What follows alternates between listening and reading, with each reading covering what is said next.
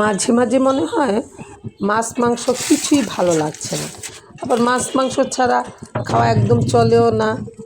মাছ মাংস থাকতেই হয় প্রতিদিন খাবার তালিকায়। মুখে রুচি ফিরিয়ে আনতে আমরা মহিলারা বেশিরভাগ সময় ঝাল ঝাল ভর্তাই বেশি পছন্দ করি খেতে, যে কোনো ভর্তাই। আর আমার কাছে তো বিশেষ করে শুটকির ভর্তা অসাধারণ লাগে খেতে, খুবই পছন্দ করি আমি শুটকির ভর্তাটা। এইখানে আমি চাপা শুটকির ভর্তা বানিয়ে নিচ্ছি। প্রথমে শুটকিটা তেলে ব্লেন্ডারে মরিচ আর শুটকি একটু ব্লেন্ড করে নিয়েছি, আর বাকিটুক পাটায় পিষেই বানিয়ে নিব। পাটার ভর্তায় খেতে বেশি মজার হয়।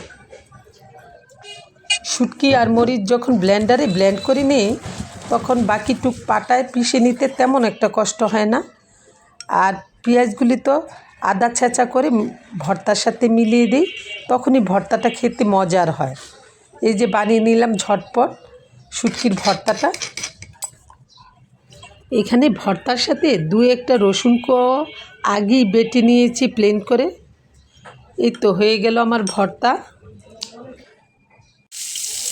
মাছ অথবা মাংসের সাথে এ ধরনের ছোটোখাটো রান্নাগুলি আমরা বাসায় প্রায় করে থাকি, হয়তো দেখানো হয় না অনেক সময়।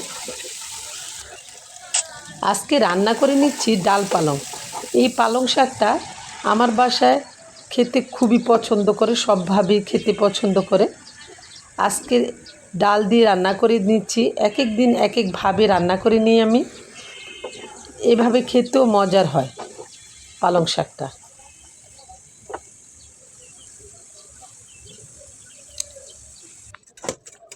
রান্নাবান্নার ফাঁকে ফাঁকে এসব কাজগুলিও আমাদের করে নিতে হয়। টমেটো যেহেতু শেষের সিজন, এখন টমেটো একটু পিউরি বানিয়ে রাখবো। এদিকে আলু সিদ্ধ বসিয়ে রেখেছি, আলুটাও সিদ্ধ করে নিচ্ছি। আলু প্রায় সিদ্ধ হয়ে গেছে।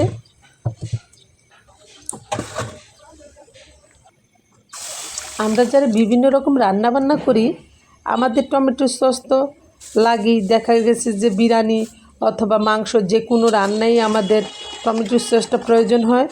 তখন এই পিউরিটা ফ্রিজে বানিয়ে রেখে দিলে যে কোনো সময় মতো আমরা ফ্রিজ থেকে নামিয়ে ব্যবহার করতে পারি, তখন আর বাজার থেকে কিনে আনতে হয় না।